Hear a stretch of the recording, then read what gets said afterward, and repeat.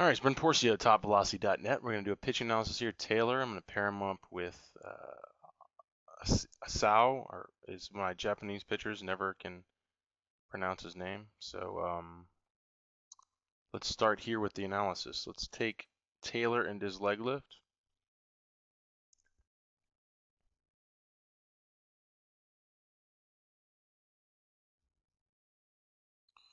Okay. Let's take our Japanese pitcher and his leg lift. So Taylor here's starting in it with a shoulder width stance, throwing his leg back, um, and then starting to move forward. Um, like I said, I like to see a first move kind of like similar to what the Japanese pitcher is doing here. I want to see the lift leg coming up while the body's moving forward, but ultimately see this lift up is being pulled back in relation to his momentum moving forward. So basically that's a better first move because you're establishing a strong linear first force before basically the other force would be rotational. So instead of swinging the leg back, Taylor, just try to lift it straight up, and before it peaks out, start to move forward earlier, and then that movement will pull the leg back or tuck the leg back. Because when you swing it back initially, then the leg wants to swing back hard. So pretty much whatever you start with, if you start with a big hard leg swing, then you tend to lead with a lot of front leg, or a lot of your momentum comes from your leg lift, and it takes away from triple extension. You watch pitchers like Nolan Ryan, really high leg lifts.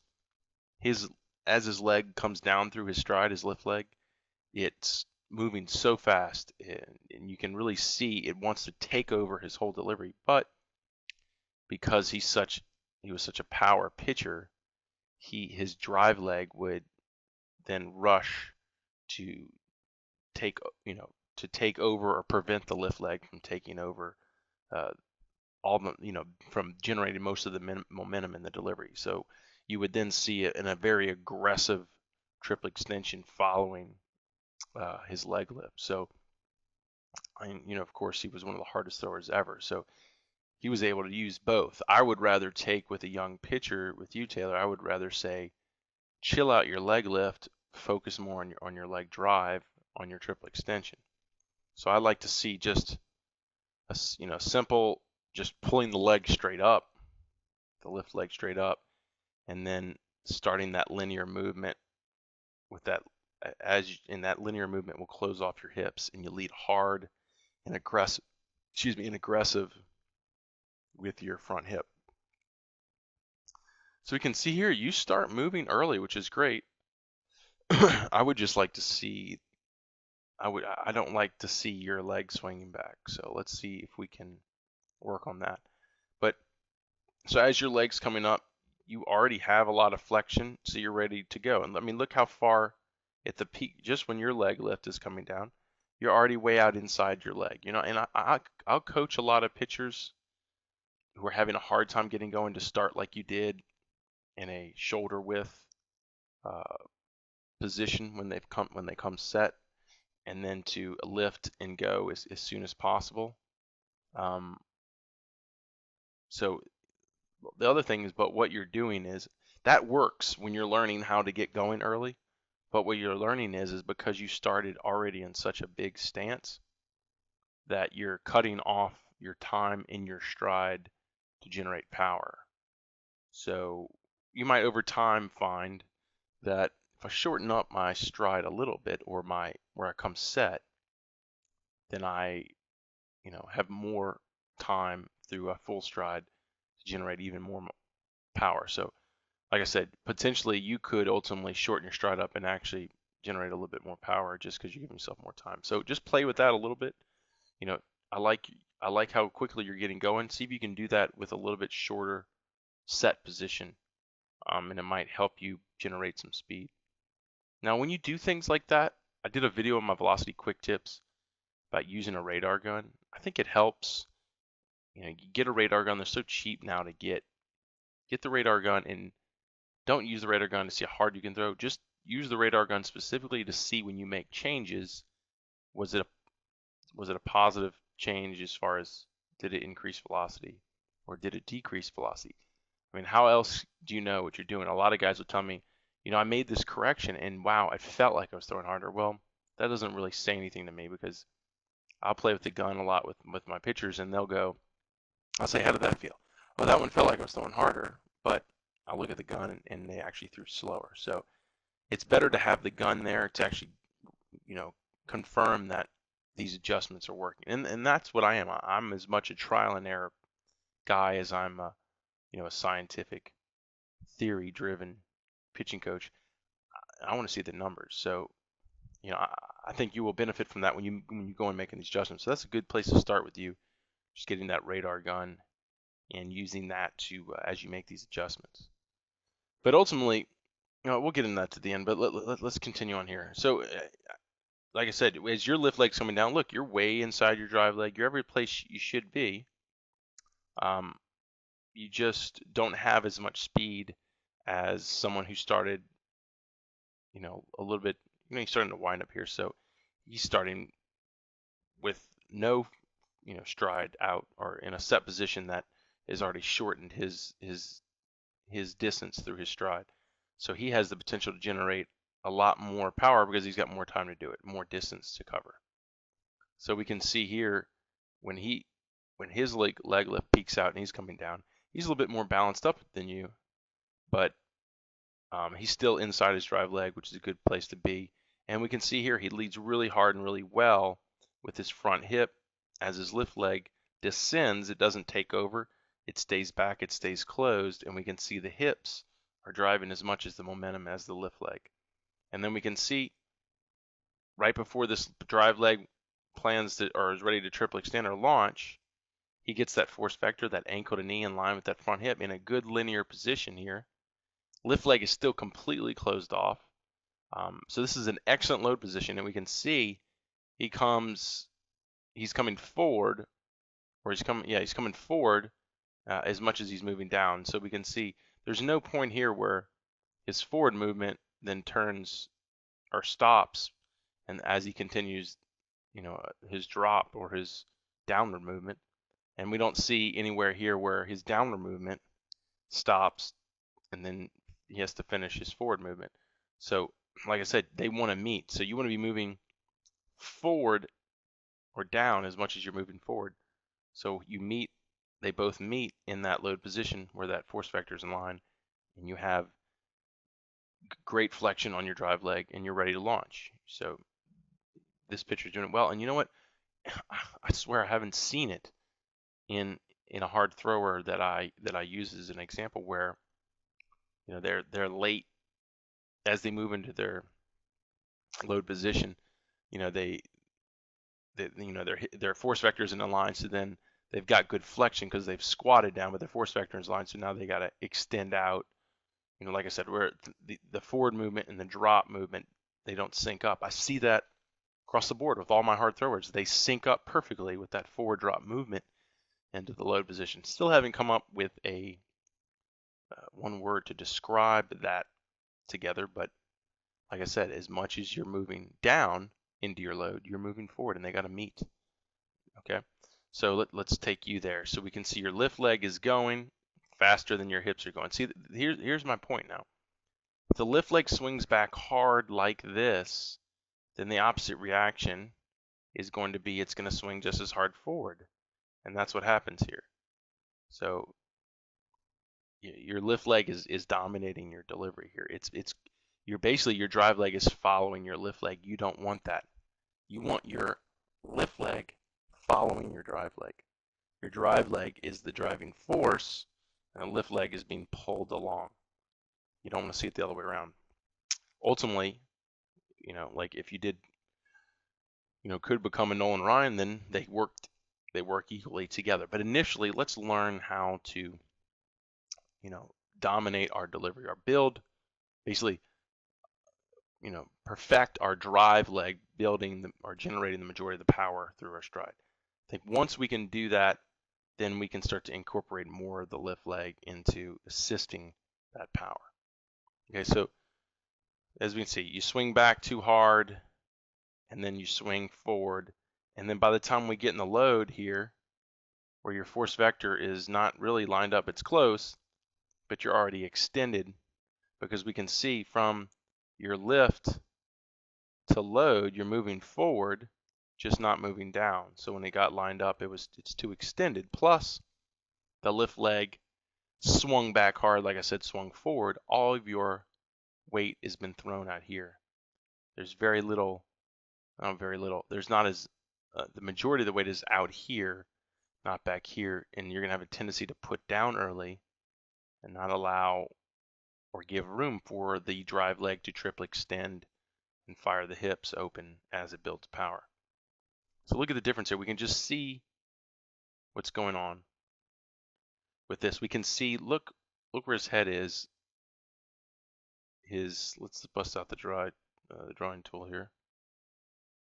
We can see here with our Japanese pitcher, chin behind belt buckle. Let's see here with you, chin, yeah, not too bad behind. I wouldn't say behind, but right there with it, close.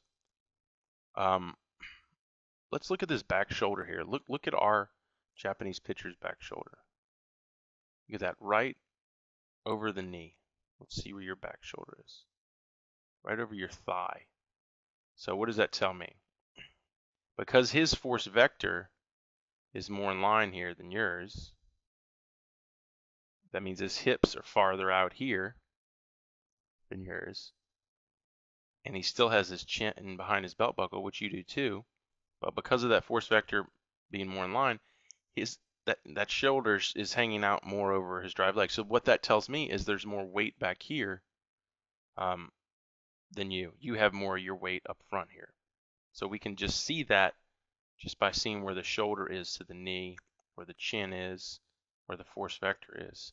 So like I said, you got too much weight for it. So you're going to want to put down. See, the Japanese pitcher is, look, about an inch off the ground. Probably so are you. I guarantee you, let's see, guarantee he goes a lot farther. So just put the mouse here and let's move him into front foot strike. Well, the camera's moving, so that doesn't help. But we can see, look, the mouse is here. Look at that. He moves almost another 2 feet or more. Look at that. It's unbelievable. And then puts down. So he wouldn't have been able to do that if his weight was sitting out here, because as this started to drive, it would just slam his front leg down. Well, watch you. Here's the mouse on your front foot, and you just put down. So my point is made. Too much weight forward, and that came through you moving from lift leg to load, not effectively. You did not find yourself in a good load position to prepare yourself for launch. Now you try to push your ankle through, and you land, and you kind of get it through, but the hip flexor's not through, so you got almost extension here, some extension there, but definitely no triple extension finishing with the hip flexor. So you land and settle, then the ankle comes through, but we see it's not power driven because you're still on the mound.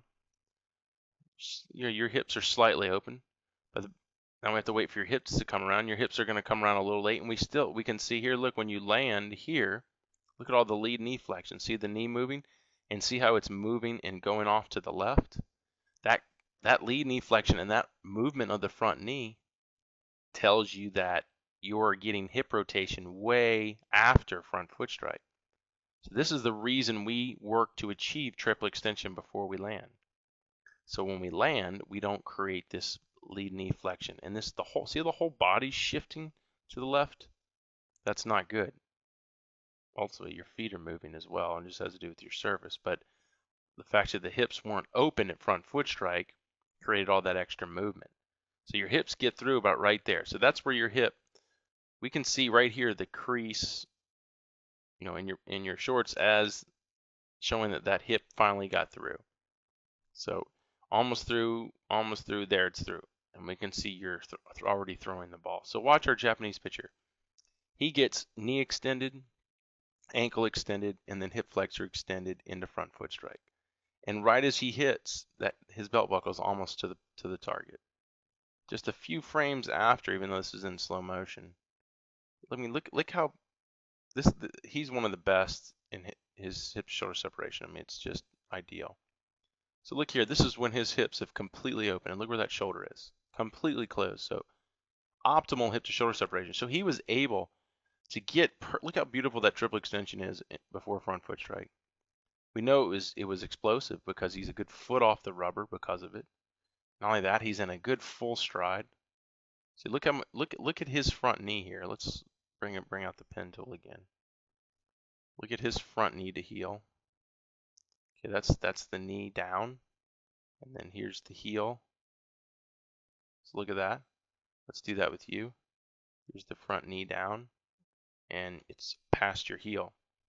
So it's harder to keep a knee stable when it's pushing past the heel. There's too much flexion in it, so it's too hard to hold. The more locked out the knee is, the easier it is to stabilize. So that's why another big thing about hitting a full stride through triple extension, you're going to have a better chance of putting that knee behind heel, and it's a major component to high velocity pitchers. High velocity pitchers have no lead knee flexion. Excuse me.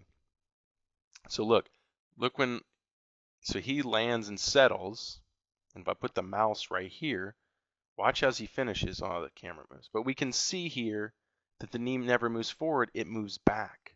And that's another high velocity component, front leg extension into release or into external rotation. So, so we see a full stride, complete triple extension, hip rotation at front foot strike, power driven triple extension, good foot off the mound. All this converted into hip to shoulder separation. So that's a success. So if you can, as a pitcher, if you could just, Taylor, if you could mimic this Japanese pitcher, achieve this triple extension before front foot strike, and then move in immediately because of this into hip rotation, which that will create. It's explosive where you're good foot off the mound, and then it converts, meaning it's separated your hips from shoulders, where your arm hasn't even been activated and your hips are completely open. If you could do that, that's a success. That's the 3X approach. This, from here on out, you will finish in a high velocity category. To me, it's almost impossible not to. So this is the key. This is the secret. If you are able to implement this at this point at front foot strike, you are now putting yourself in a high velocity category, and you are going to experience your high velocity, ultimately your top velocities. So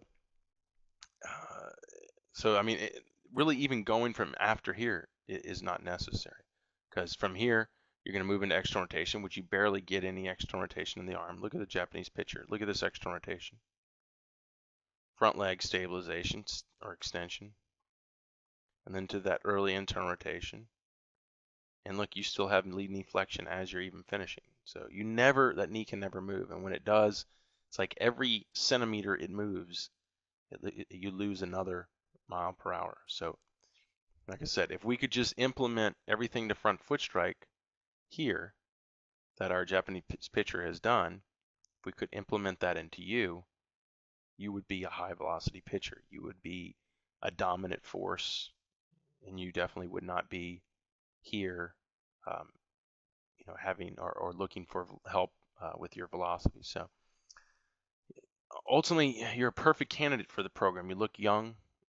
A strength and conditioning program is critical to use with a throwing program, which is what the 3X Pitching Velocity program does. Because the reason we need a strength and conditioning program that is built for the pitcher, built to help you develop this kind of explosive power as an athlete, is because all these mechanics here are as much power mechanics or power issues than they are mechanical issues. So the fact that you're not achieving triple extension before front foot strike, the fact that it's not explosive, and the fact that it's not converting to hip rotation, hip to shoulder separation, is very much that this Japanese pitcher is, is more powerful, and that means speed and strength. So he's quicker than you, he's stronger than you. Okay, so if you can, through a strength and conditioning program like in the 3x pitch velocity program, develop this kind of speed and power that this Japanese pitcher has, that alone is going to put you closer to these mechanics. And then on top of that, the throwing program gives you drills to isolate parts of the delivery to where we can actually work on these components individually. We can develop the motor coordination or the muscle memory around them. So we can take that power or that strength and speed we're developing in the strength and conditioning program, and then we can put it to use, put it into or implement it into our pitching delivery. So we have these throwing drills that really are revolutionary. They really are what has made the program so popular. And it's what makes the program stand out. You're not going to find these throwing drills. It's a series, a big series of throwing drills that isolates all these components and helps you implement the 3x mechanics. You're not going to find that in any other program. So that's really the diamond in the rough here, or it's really what makes this program so valuable. Because like I said, you could go out there and get a strength and conditioning program from some strength coach. You could get a throwing program from some throwing coach. But you're not going to get a full package. You're never going to find, I've yet to see it, I would love to see someone pull it out. You're not going to see a pitching program that involves a strength and conditioning program, and that strength and conditioning program works with the throwing program to develop a series of components that that are unique to also the program as well. So the 3x mechanics, these mechanics, triple extension, hip to shoulder separation is unique to this program. So it's you get the full package here, and you're not going to find that anywhere else. So I hope this analysis helps. It at least gives you the visuals to work with, shows you where your issues are and what you need to change, where you need to get better using this professional pitcher as a comparison. And ultimately, I've advised you on the program that's going to do it for you. So I hope this helps. Appreciate you sending your video, and I wish you the best.